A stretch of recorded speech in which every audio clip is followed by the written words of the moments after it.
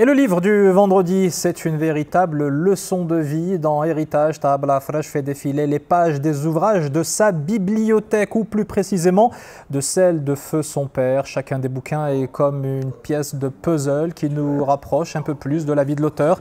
Ainsi, le lecteur évolue de personnages en anecdotes, d'événements historiques en tranches de vie et de pensées en souvenirs, comme autant de composantes de ses héritages. Tahab El Afrach qui nous a rejoint sur le plateau d'Infosoir Week-end. Heureux de vous accueillir, soyez le bienvenu. Dès le début de votre ouvrage, vous nous parlez de cet homme exceptionnel qui n'avait pas d'éducation particulière et qui pourtant était un compagnon des livres. Cet homme, c'est votre papa, c'était Feu, votre papa. Comment, d'après vous, ce déclic s'est produit? Comment cette alchimie a pu naître? Merci d'abord de m'avoir invité, je suis ravi de vous retrouver. C'est une question, je pense que c'est un acte aussi de résistance, parce que les années 30-40 étaient les années marquées par la colonisation, le protectorat, et les regards des Marocains à l'époque, si peu instruits étaient-ils, étaient tournés vers autre chose que ce que véhiculait la France. Donc ils lisaient la revue Risala, Taha Hussein, Abbas Mahmoud Al-Aqad, tous ces écrivains, tous ces intellectuels du Moyen-Orient qui impressionnaient, influençaient la classe des lecteurs du Maroc à l'époque. C'est une interprétation personnelle.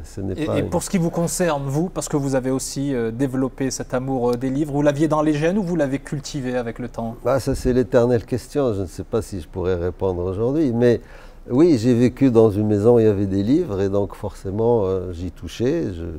Et aussi mon père m'obligeait à recopier des passages, à signaler des passages que je lisais. Peut-être pas avec grand plaisir à l'époque, puisque peut-être un petit enfant de mon âge aurait préféré aller s'amuser avec ses copains. Mais c'était un exercice dont j'ai gardé quand même quelques restes positifs. Vous avez construit votre récit comme un petit chemin parsemé de Madeleine de Proust. Avec le recul, vous en gardez quelle saveur? Oui, ce chemin, vous avez parlé du père, mais aussi la mère. Absolument. Il y a aussi mon épouse, il y a aussi mes enfants, il y a toute une vie derrière. Ce n'est pas seulement les livres et les aventures, les voyages, toutes ces expériences que j'ai menées, que j'ai voulu transmettre. Mais si vous parlez d'amertume, je ne pense pas. Je pense plutôt à une certaine envie d'en faire plus. Le fil conducteur, c'est le pays, c'est le Maroc. C'est un peu bateau de le dire, mais j'aime ce pays. Je me suis toujours engagé en faveur du développement de ce pays et surtout de la jeunesse. Et donc ce chemin, en fait, j'ai commencé, comme vous l'avez rappelé, comme professeur. J'ai toujours côtoyé les jeunes. On a aussi rappelé tout à l'heure le programme OCP Skills qui m'a aussi donné la connaissance réelle du terrain et de la jeunesse, quels sont les besoins, quelles sont les ambitions que ces jeunes peuvent nourrir. Et il y a du boulot. La jeunesse aujourd'hui, elle appartient à un nouveau monde, mais elle a besoin de connaître l'ancien monde. Et donc ce devoir de transmettre, je veux l'assumer. Oui, vous l'avez chevillé au cœur, ce devoir de transmettre. Ce livre aussi, c'est une manière de leur transmettre une partie de leur héritage, de notre héritage commun. Exactement. Je me suis rendu compte qu'en dialoguant avec les jeunes, il y avait beaucoup de lacunes, justement, point de vue littérature, histoire du pays, les personnalités qui ont façonné ce pays.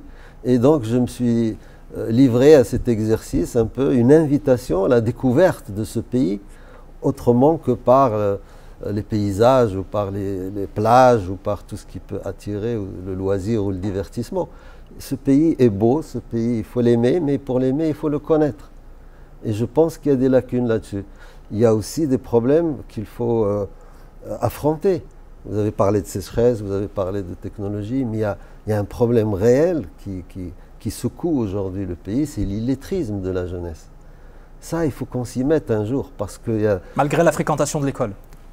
Mais l'illettrisme, ce n'est pas l'analphabétisme, c'est des diplômés qui ont des masters. C'est pour ça que vous avez entendu le start-upper ou je ne sais pas qui, comment il parle. Il y a un problème de langue, il y a un problème de communication, il y a un problème d'expression. Et il faut qu'on s'y mette un jour. Et c'est pour ça que j'ai créé Connect Institute. C'est pour ça qu'on est à Agadir. C'est pour ça qu'on est présent à l'université Mohamed VI Polytechnique, aussi bien à Rabat qu'à Ben Guerir, pour essayer de montrer des exemples, des expériences réussies pour inciter les gens à apprendre ce problème. Parce que les entreprises en souffrent, les jeunes en souffrent, les familles en souffrent, le pays en souffre. Et donc il faut qu'il y ait des initiatives qui prennent en charge ce problème. Et parmi ces initiatives, héritage, voilà, leçon de vie à travers cet ouvrage, c'est vraiment une mine d'informations. Je vous le disais tout à l'heure avant le live, c'est pour moi une encyclopédie qui nous plonge véritablement dans l'histoire de notre pays. Merci infiniment, Tahab Alafraj. J'aurais tellement à raconter autour de votre parcours et autour de cet ouvrage Héritage chez Connect Isdarat. Quelques secondes. Un petit mot pour remercier tous les collaborateurs, tous les jeunes qui nous font confiance. Et bien voilà, c'est passé. Merci infiniment d'avoir été avec nous.